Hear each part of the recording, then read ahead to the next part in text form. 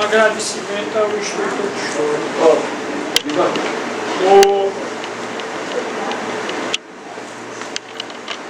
por nos atender um questionamento que está aí no... Eu não vou falar desse negócio. Ainda não. A sala de aula maior do que essa. Vai deixar em cima. Já tive e a gente fala no tom. A pergunta é a seguinte: que danado é Liões? Pedra Liões. E eu pensava, eu escrevi primeiro Pedra de Liões. Em tudo que eu pesquisei, eu tive, como é uma pedra que está na língua portuguesa, eu fui a um dicionário da língua portuguesa contemporânea aqui no estado. Aí dizia, Liões, a pedra calcária, dura, resistente, Então, poderia ser chamada também de um árvore, por conta de sua dureza, de sua consistência, enfim, dessas informações e citação sempre presente na literatura antiga. De Liões são feitas muitas coisas mundo afora.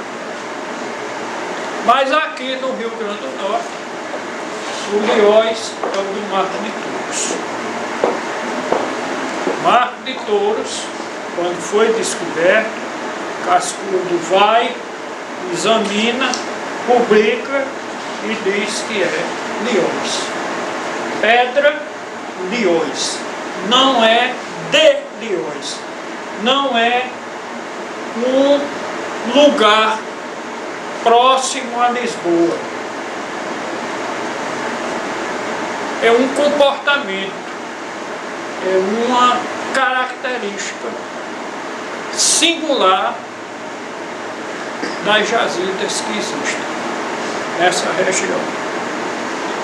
Surpreendentemente, com Liões já se conhecia as pedreiras de Lisboa, da região de Lisboa, principalmente da região de Sintra, com essas características desde os romanos. E possivelmente os fenícios já usavam, quando ocuparam Lisboa na sua rota de circunnavegação da Península Ibérica, eles já conheciam essas características dessa rocha singular, certo? Que era a referência como a pedra de Lisboa. Mas a pergunta é de, será que tem alguma relação o termo Lisboa com Liões? Não tem nenhuma relação. Hoje eu já tenho essa confirmação. O Berto Hermenegildo, já falei com ele, está acertado. Ótimo, obrigado. Firme e forte, do jeito programado. Viu? Maria, que é responsável por essa bela arte daqui da apresentação, muito obrigado também. Dá para você passar aqui, que eu sou analfabeto funcional. Viu? Então, veja aqui o que é que tem aqui como Lisboa. O que é que é feito em Liões. Os Jerônimos e a Torre de Belém. Duas obras essenciais para mostrar o que é Portugal. Certo?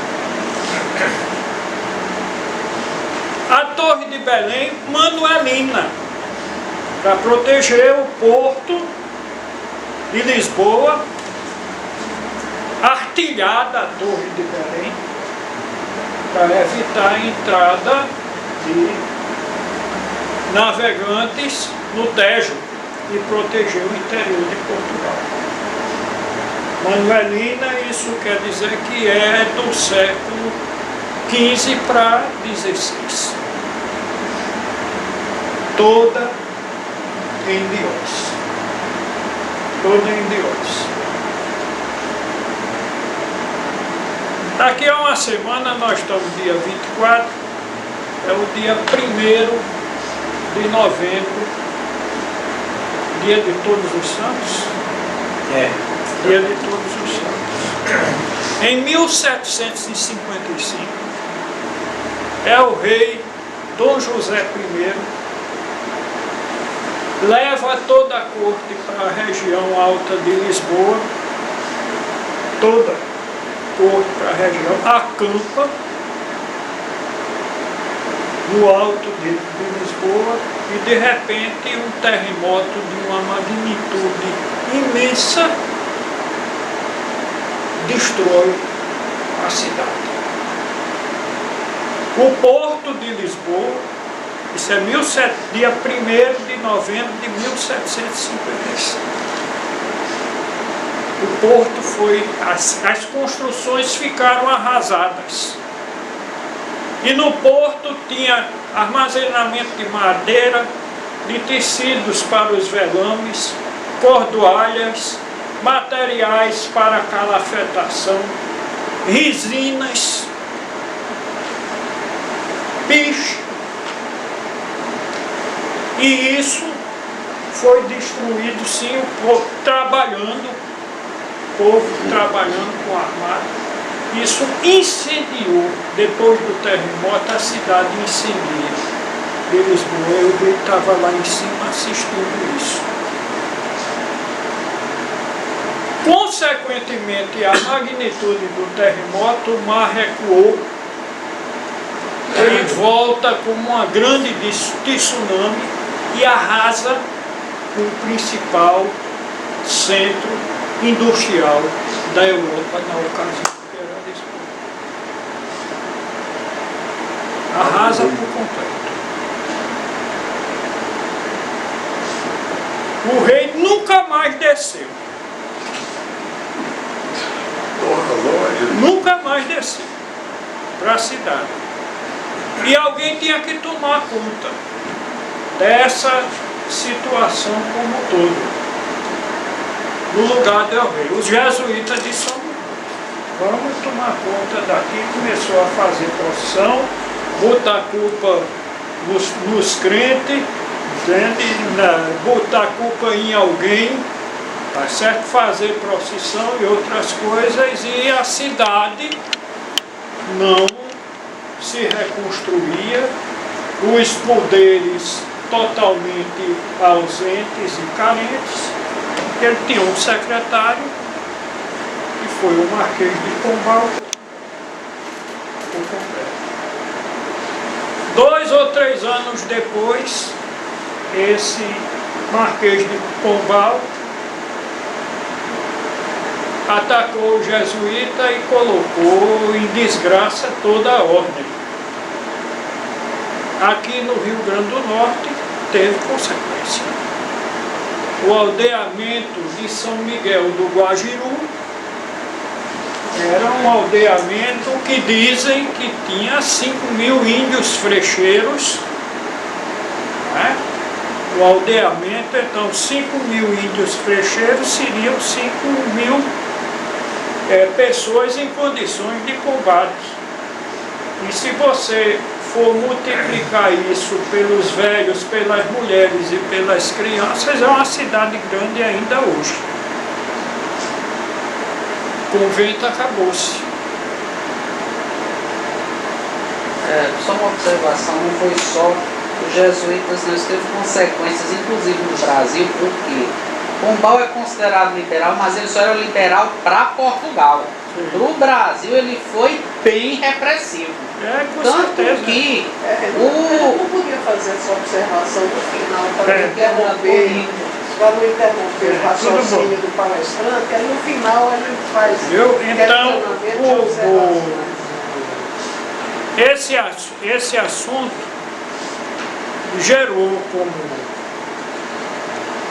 aqui a política de Pombal para o Brasil foi a criação de uma companhia à semelhança das Índias Ocidentais, chamada Companhia de Comércio da Paraíba e de Pernambuco.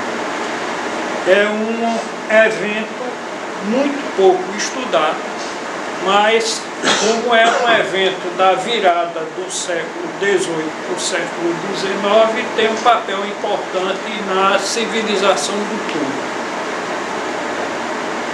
Papel importante na civilização do povo. As estatísticas que eu já vi certa vez sobre isso faz parte desse jeito. Só que o Brasil era muito rico nesse tempo, tinha muito ouro saindo daqui. 1755 é o terremoto de Lisboa. 1776 os americanos derrotam o rei da Inglaterra e constitui a primeira república do mundo, quer dizer, 12 anos depois do terremoto de Lisboa, certo?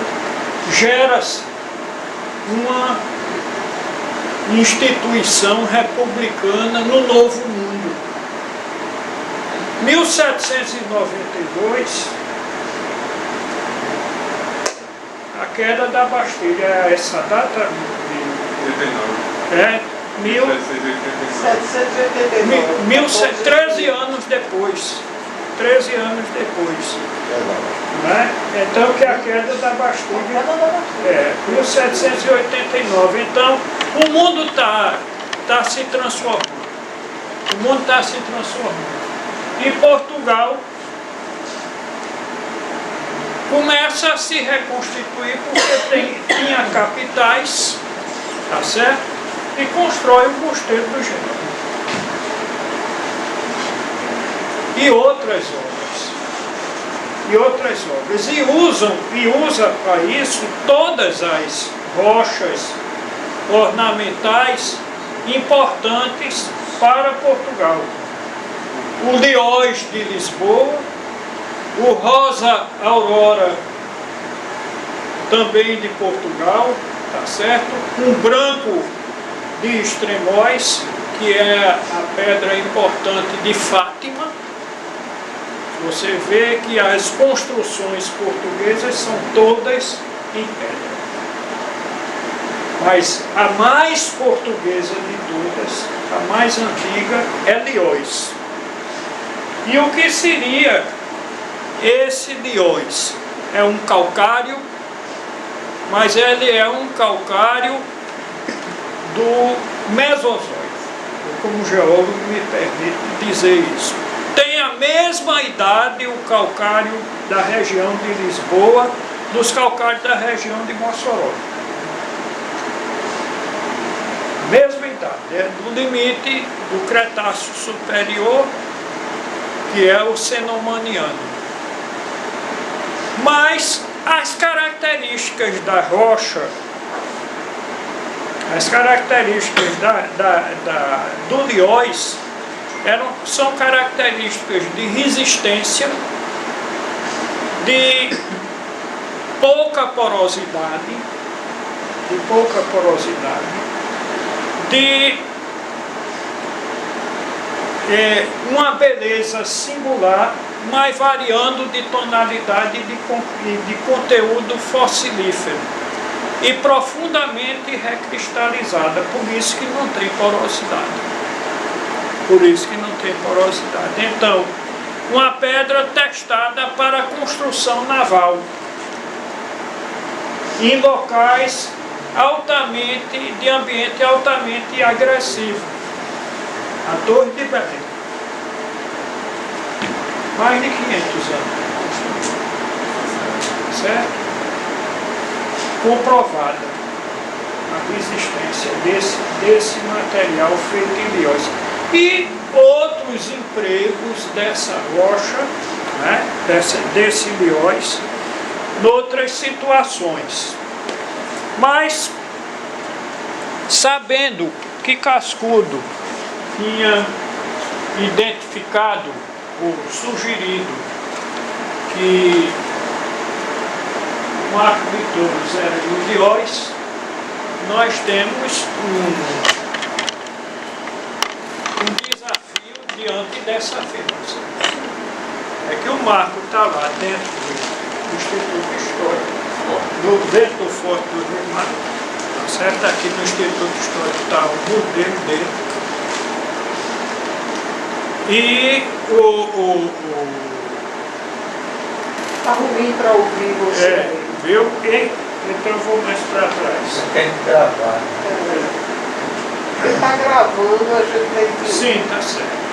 Desculpa. Desculpa. Então, ele está lá, Tânia me deu, Cascudo me deu.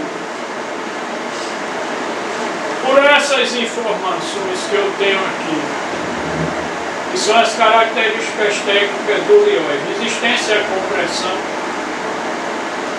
1000 kg por centímetro quadrado, resistente à compressão após teste de congelamento, que é uma característica que se faz com as pedras europeias, quando ela tem porosidade. As pedras que têm que ser empregadas no hemisfério norte, a rocha porosa, ela é imersa dentro d'água, congelada, e nós sabemos, quando esquecemos a garrafa de cerveja no congelador, que o líquido se dilata e quebra a garrafa, estoura a latinha de cerveja, e nos poros de uma rocha faz um esforço que faz com que a resistência natural da rocha fique comprometida. Essa resistência da rocha ao congelamento é uma característica importante para definir se a pedra pode ser utilizada para revestimento externo, onde a superfície dura ou vertical de revestimento ou de piso, depois de um congelamento de um inverno prolongado, vai ficar comprometida a resistência daquele material. Certo? Então, em Ilhéus, são as calçadas portuguesas feitas de pequenos blocos que não deram para fazer placa ou blocos de grande dimensão. Em Ilhéus. Esses blocos fazem parte das cargas de lastro por muito tempo no comércio entre o Brasil e Portugal, mas também as partes nobres de construções de equipamentos domésticos.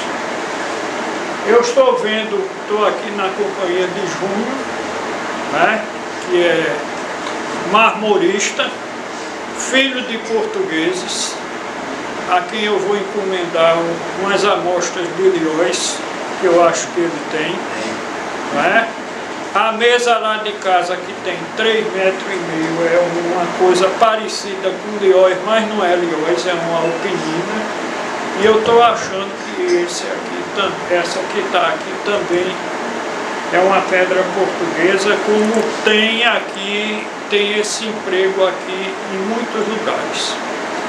Na casa que eu morei, na Avenida Nilo Peçanha, que meu pai construiu, a pia da cozinha era um Ilhéus perfeito. Perfeito. Afortunadamente, passa ali para aquelas amostras ali. Volta aí. Mas pronto, está aqui. Olha aqui, Zênia, vê se você não se lembra disso aqui. Era a pia da cozinha. Aqui em Natal, tinha um marmorista que ficava aqui na subida, depois da casa de Cascudo para cá, onde tem aquele negócio, embaixo tinha um marmorista que ele trabalhava com arte funerária. né? E você encontrava pedra portuguesa lá também, de vários tipos.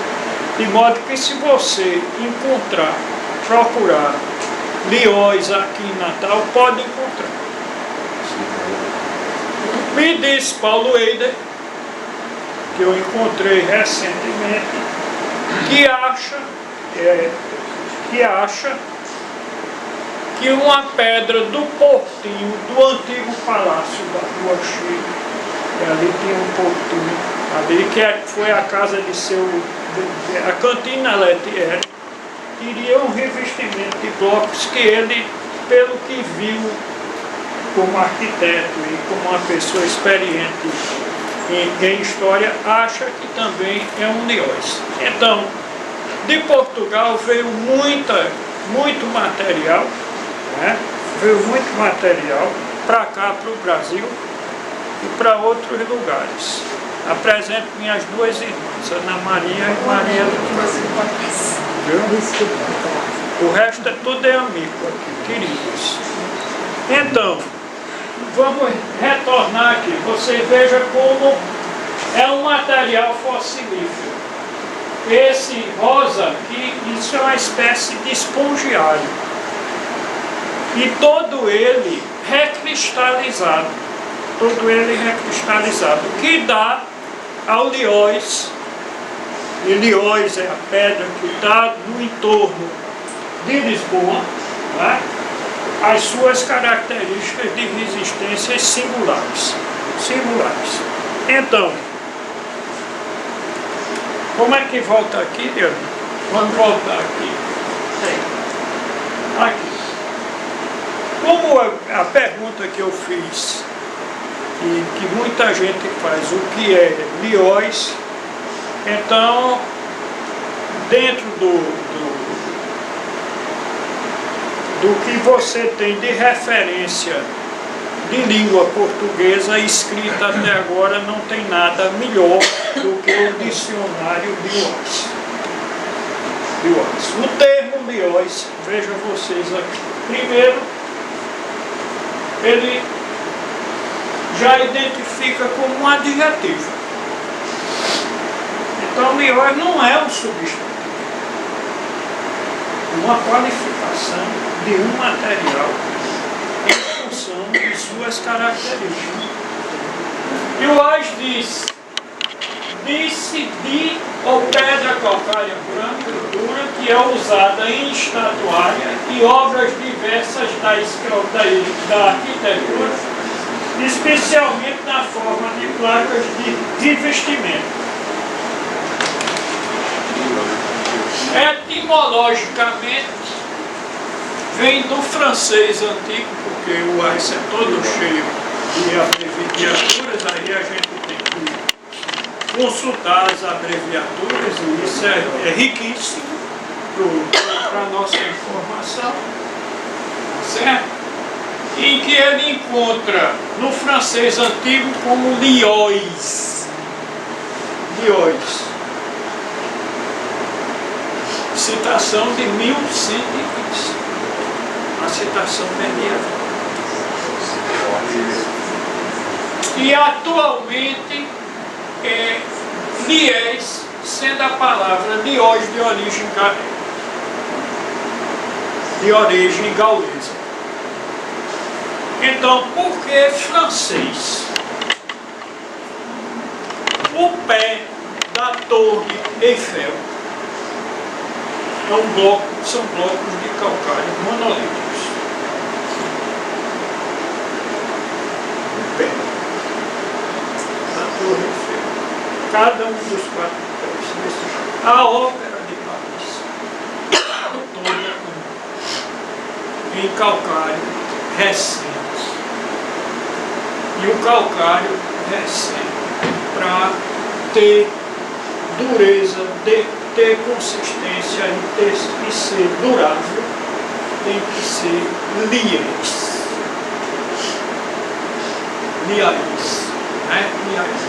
E como é que você sabe que uma pedra dessa que está no subterrâneo da bacia de Paris, quer dizer, de Paris até a Normandia, tudo é terreno sedimentar e existem níveis de variadas consistências, das quais existem os níveis de maior consistência, que são os liés. E liés que leva para o francês, que é ligar. É o que liga. É a pedra do arco que vai receber as maiores pressões que existem. E você conhece, não é? Conhece o liés pelo som, pelo tinido. Com certeza, o marco de touros tine quando você toca com o aço dele. Como essa pedra aqui, tine. Porque bateu fofo, não tem consistência. Nenhum bateu fofo presta para cá. Nenhum. É até o ditado. Não bate, tem que tinir, viu? Tem que ser tinido. Mas veja vocês, aqui eu encontro uma referência na língua portuguesa. O liós que está citado aqui é de uma data de 1566. 1566. É pela primeira vez que na literatura portuguesa, que o Ais tem esse cuidado, encontra essa referência. E essa referência está no livro de Damião de Góis. Quem danado é Damião de Góis? Damião de Góis. Certo? Damião de Góis foi um rapaz da corte de Portugal. Ele foi feitor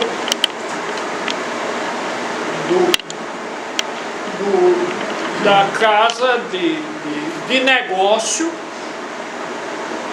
de Portugal em Amsterdã.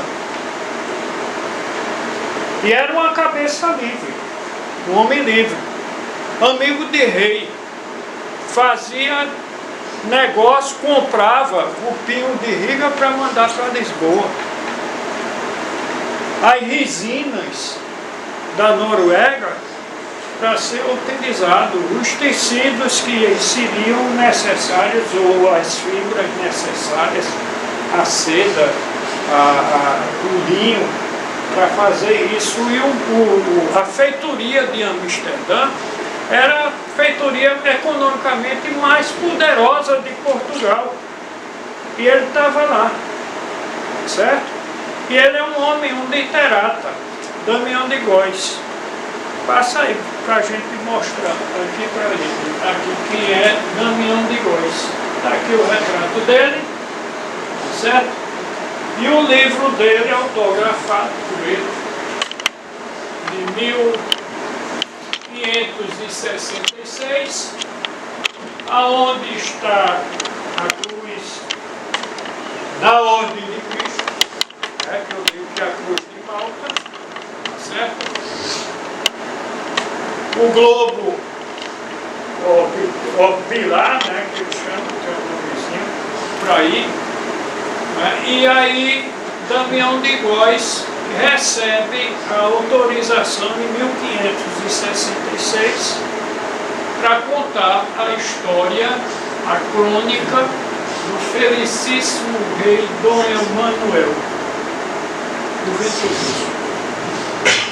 Então está contada a história de Dom Manuel em 1566 por Damião de Góis.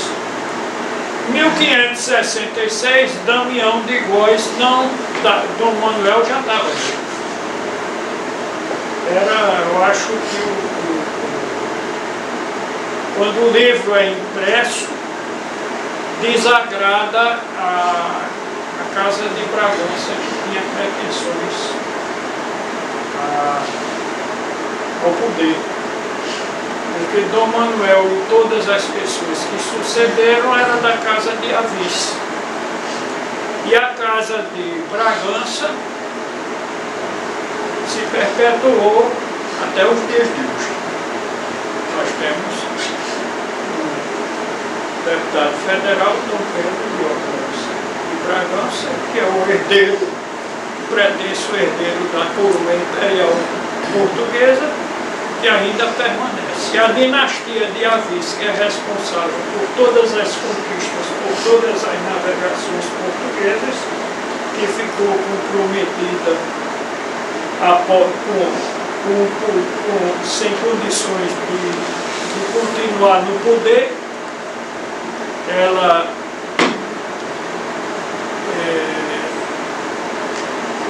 sofre a influência da Espanha, de Dom Felipe, né, de Dona Maria, e até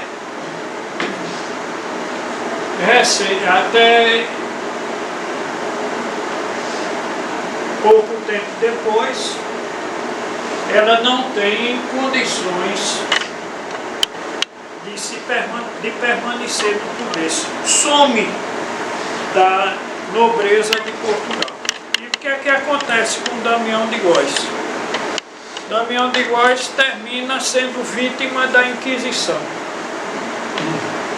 E só recentemente em Portugal é que estão recuperando o museu memorial do que foi a perseguição durante a Inquisição, é memorial que se faz na casa de Damião de Góis, que foi um homem que teve todo o poder e que perdeu o poder com as mudanças das relações na corte portuguesa. Então,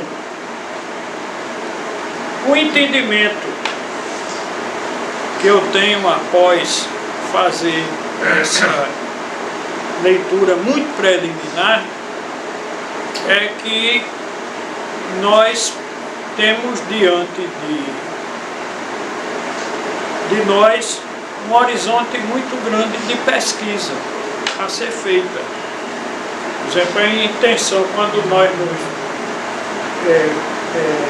resolvemos participar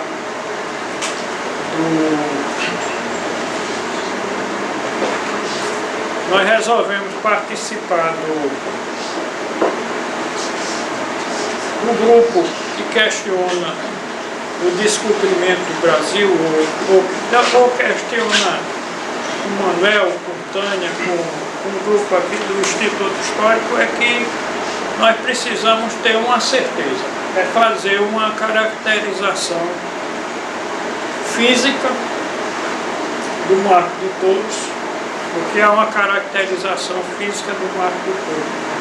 Escrever ele, fotografar ele,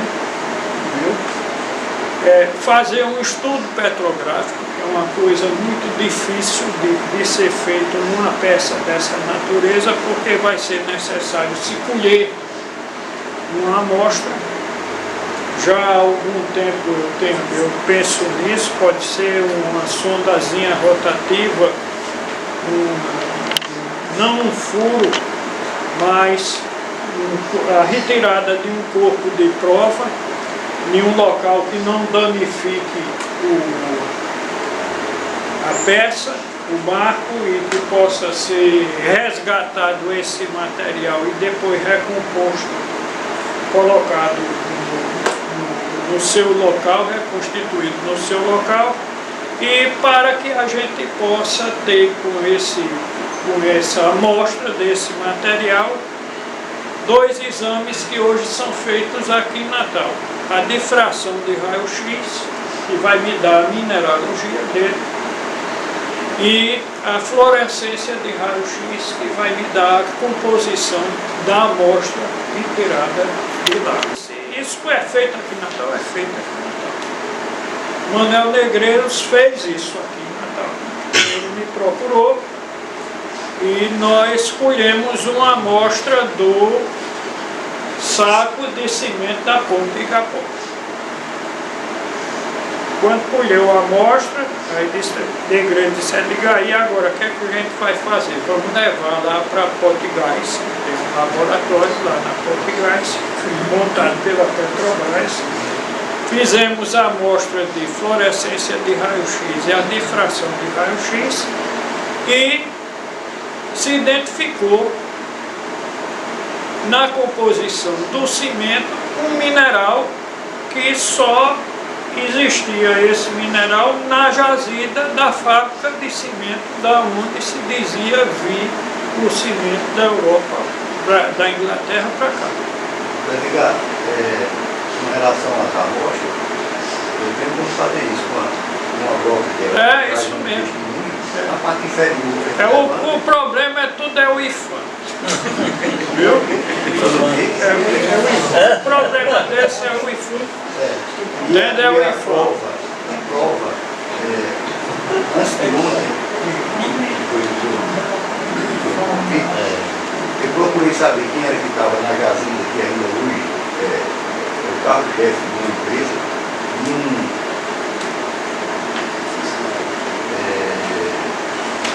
Luiz Pedro Corredora foi quem, um dos que conversaram com o biólogo. Né? Aí isso ficou na mão de Jaime Corredora, que é o pai de Rui Corredora, né? Que era só do papai, e Pedro Corredora, que é bisneto de Pedro Corredora. E hoje está lá com o Luiz Carrasqueira Corredora, que é também da família, e é o carro-chefe da empresa dele, ainda é. A gente pode colher uma amostra lá na camada do escoqueiro, tá? Dependendo da cor que eu vi ali. Né? A ideia, Júnior, é o seguinte: primeiro a gente caracterizar, saber que é. Depois, quer dizer, tem coletar essa amostra, eu posso envolver, por exemplo, a professora Pilar, que foi quem me substituiu ensinando geologia no curso de engenharia civil. Ela é catalã e especialista em petrografia de rocha ornamental. E não tem tido, já está aqui há mais de 20 anos em Natal, não tem tido condições de fazer um trabalho nessa área.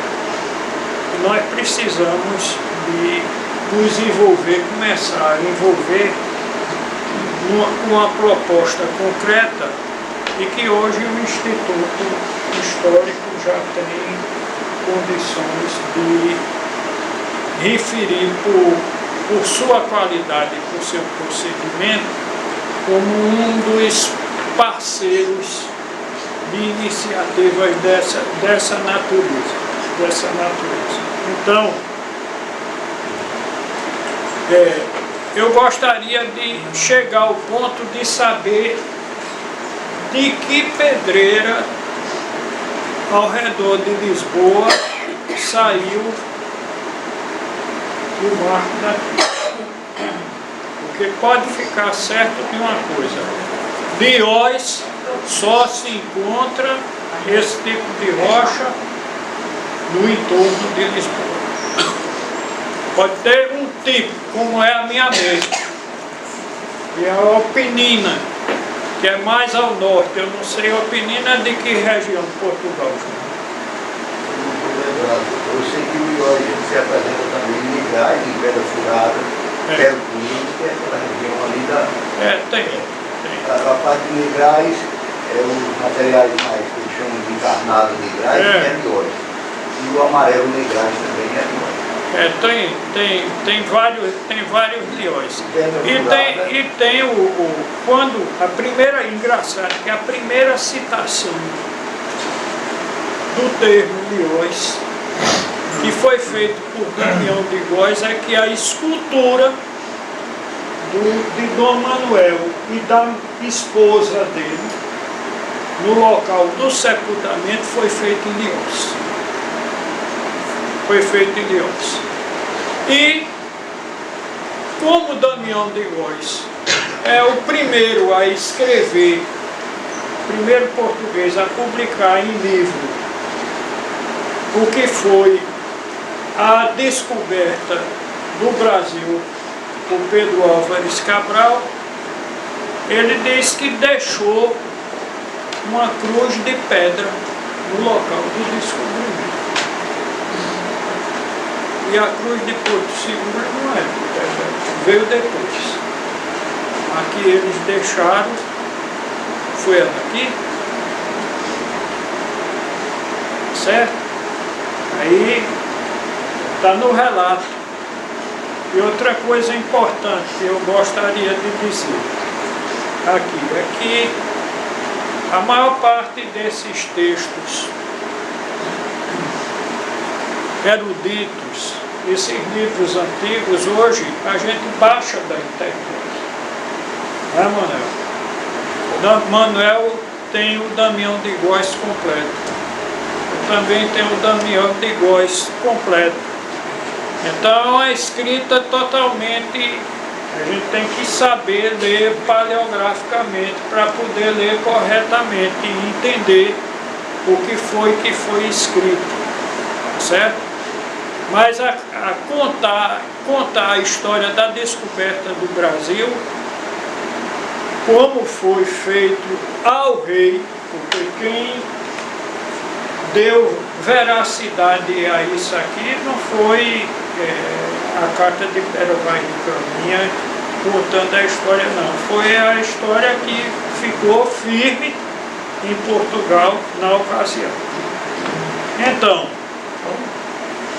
nos dias de hoje, essa certeza de que Ilhéus é uma qualidade e é um tipo, uma rocha típica portuguesa e é uma afirmação de lusitanidade. Aonde você tiver Ilhéus é porque é terra de portugueses fizeram, participaram do começo. E é tão importante essa afirmação de lusitanidade que em Recife tem um monumento todo em Ilhéus que veio de Portugal, ofertada ao povo brasileiro, pelo povo de português, pela recepção que o Brasil deu a Gago Coutinho e a Sacadura Cabral. O monumento a Gago Coutinho e a Sacadura Cabral em frente lá em Recife. Quem andar na Praça 17, tome cuidado que é o lugar dos viados, da viadagem em Recife, sem nenhum preconceito, né, que tem, mas é lá na Praça 17, onde está Sacadura Cabral e Gago Coutinho, em Ilhéus. A pedra é Ilhéus. A pedra é em Ilhéus, a catedral primacial de Salvador da Bahia. Ilhéus, obras. O Brasil podia fazer isso, tinha dinheiro para fazer isso. Está referido o senhor do Bonfim, em Ilhéus. Presença portuguesa. E para encerrar a conversa, Maria, me passe para cá. Está aqui, eu devo esse papo inicial, primeiro ao livro de Cascudo, que a imprensa universitária, em 1965, deu luz. Né? Então, conta aí a visita do Dr. Nestor dos Santos Lima com Cascudo lá na região. E é nesse livro que pela primeira vez se afirma, porque a visita é de 28, né? 1928 eles foram, Cascudo quando vem afirma ser Ilhéus. Afirma ser Ilhéus. E consta, foi publicado, foi editado. Desse jeito. E o outro livro, que esse é o mais importante para mim, certo? Tão importante que é o livro que Tânia fez contando a história do Arraial do Mar, nosso Porto Seguro, com a fotografia do original, que está lá na Fortaleza dos Reis Magos. Que eu, pelas medidas, eu calculo que ela tenha 383 quilos. Porque aqui nas características técnicas deu a densidade da pedra, que é 2,7. Normalmente o calcário de Mossoró é 2,2 para efeito de cálculo de reserva. Entendeu? De reserva. O Lióis, que foi dada na Wikipédia e por uma medida média dos Lióis de Portugal foi 2,703, dá 383 quilos. Já dá para a gente tomar cuidado para quem não rouba. Entendeu? Porque 4 homens fortes carregam. E é o monumento mais antigo português no Novo Mundo. Não existe outro mais antigo do que esse nosso, que está lá, sem guarda nenhuma. Pesa no máximo 400 quilos. Pesa no máximo 400 quilos. E o que é, vou passar mais só uma ficha. Veja o que é que está aí.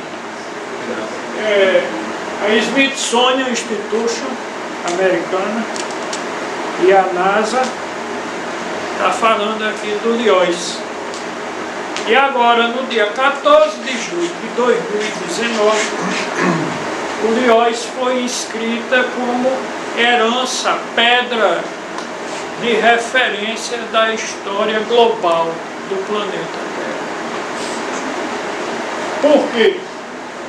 Porque foi a pedra que fez renascer Lisboa.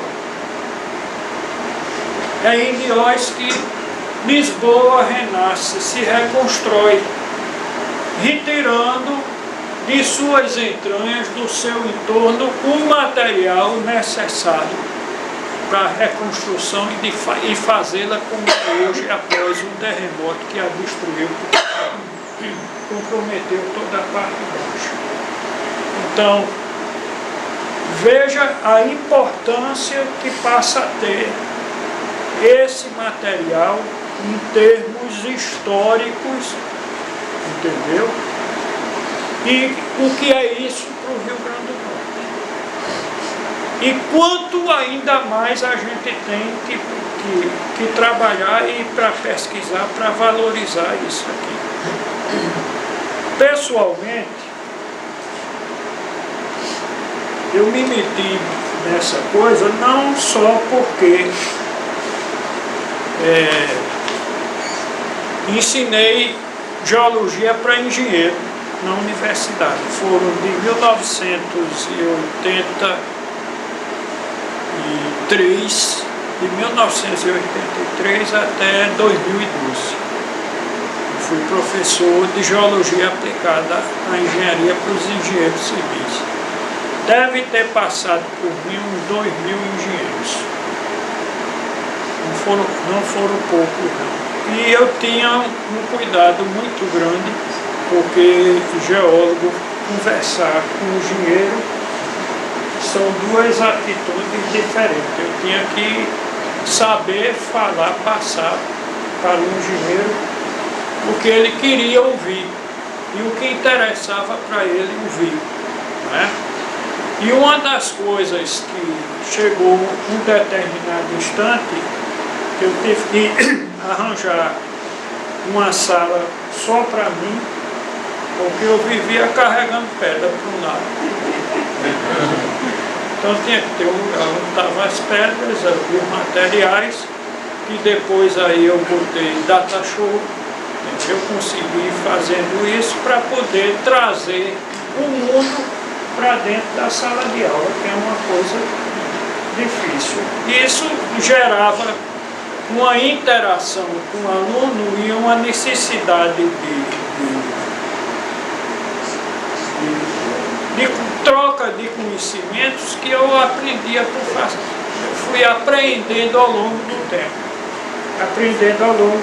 E me deu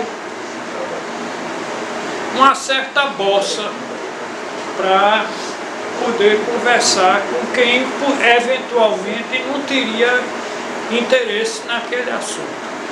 Certo? Não teria. Ele tinha que fazer a minha aula interessante para o aluno. E a geologia,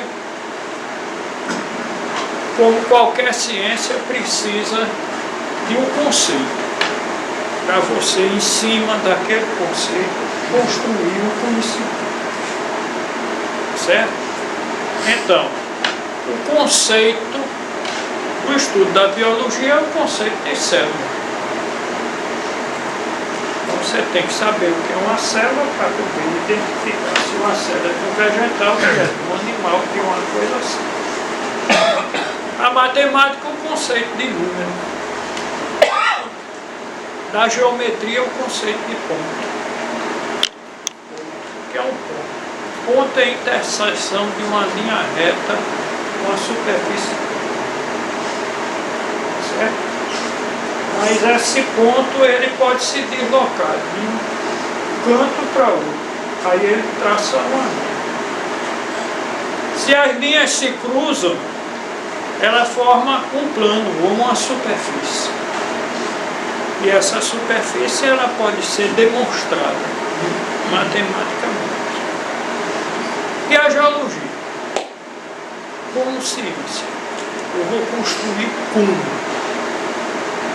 A geologia, como ciência, ela se forma do conhecimento dos engenheiros trabalhando com materiais naturais, consistentes e inconsistentes.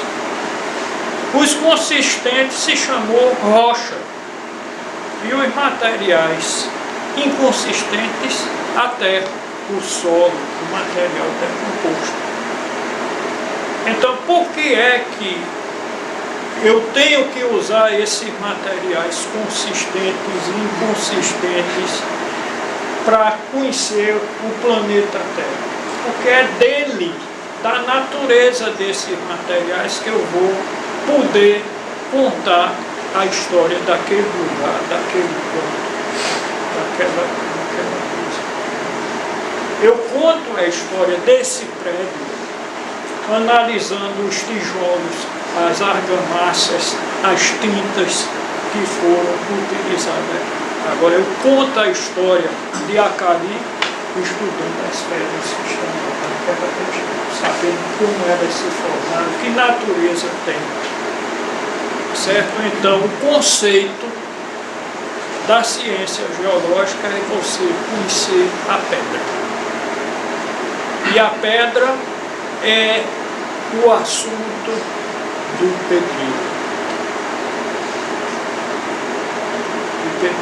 Do homem que sabe traçar a argamassa. O primeiro traço ninguém sabe quando foi que foi dito isso.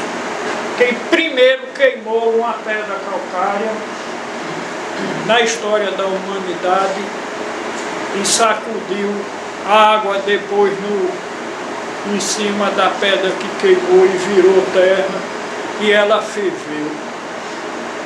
Por quê? E aquele material que ferveu se derramou em cima da areia e virou pedra. Então é o conhecimento do homem interpretando as transformações que ele fez nos materiais naturais que permitem você poder analisar um determinado ponto e construir a história. Então, a história da Terra é contada a partir do estudo das rochas. Na Europa, os livros, primeiro, nós somos, os geólogos, uma ciência relativamente nova, muito nova. Mas Napoleão quis invadir a Inglaterra porque sabia que não ia conquistar passando de navio por cima do Canal da Mancha. Ele ousou ousou pensar construir um túnel por debaixo do Canal da Mancha. Por que foi que ele ousou fazer isso, pensou em fazer isso? Porque teve gente doida suficiente para botar na cabeça dele que isso deveria ser intentado, certo? E porque eles sabiam pelas escavações dos terrenos que existia rocha dura suficiente sem infiltração de água por debaixo do Canal da Mancha, que levava de Dover a Calais. E que poderia isso ser feito e que hoje está feito. Certo? Levou tempo, mas teve que ter conhecimento suficiente dos materiais que estão lá embaixo para se conseguir se fazer isso. E onde foi que isso se aprendeu? Se aprendeu isso, essa natureza desse terreno? Em duas cidades. Em Londres, que é o metrô mais antigo da Europa. O de Londres.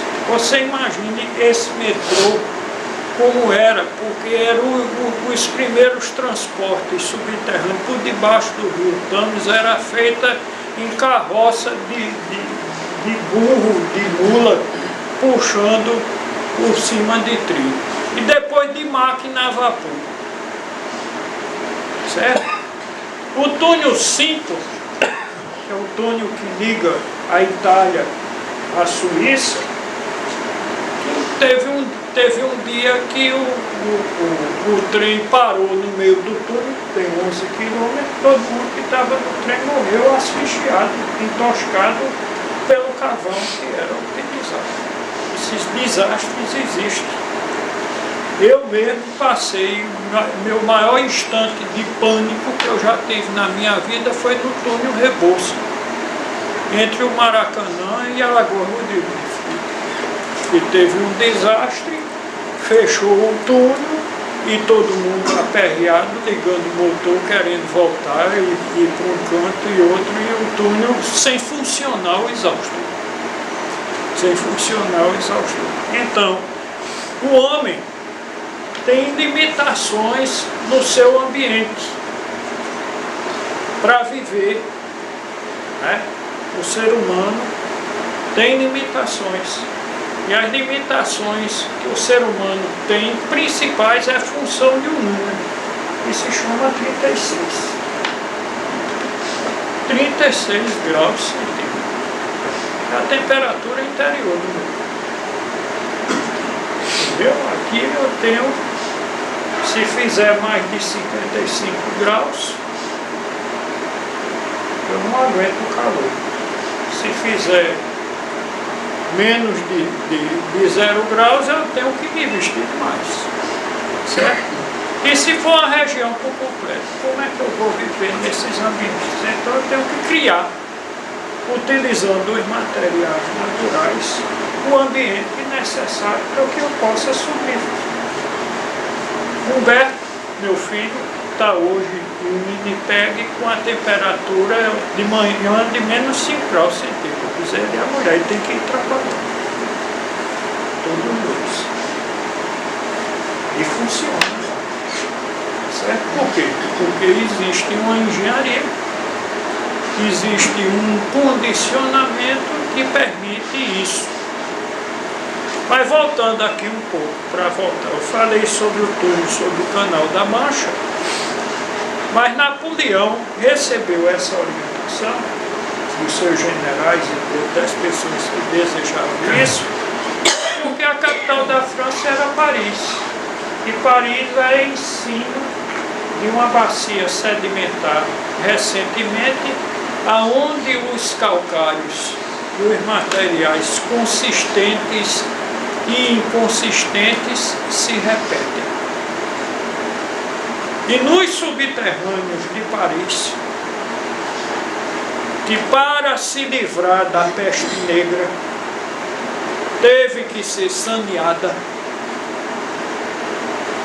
e as rochas que foram retiradas, você vê que tem uma Paris medieval, mas tem uma Paris de ruas grandes e largas, e os materiais que foram retirados do subsolo construíram na cidade, no seu espaço urbanizado. E os trabalhadores dos subterrâneos de Paris sabiam que a rocha consistente, a melhor que tinha para ser desmontada, ou a que permitiria o seu melhor aparelhamento, era aquela que tinha, era o Lierre. E o Lierre de Paris, que é recente, menos frequente em Paris do que é o Lioz em Portugal nos dias de hoje, são materiais consistentes, disputados e colocados no mercado em condição suficiente de serem valorizados nos dias de hoje de mercado. Então, aqui no Rio Grande do Norte, em Apodi, nós temos rochas assimiladas. Por exemplo, o revestimento do cal não é muito poroso. Não é como o Lioz português. Ele é poroso, por isso está mofado. O marco de touro não mofa, porque a porosidade dele é baixa, é um material já testado secularmente para resistir, e era isso que eu podia iniciar nossa conversação e se preparar para outras que vierem mais na frente.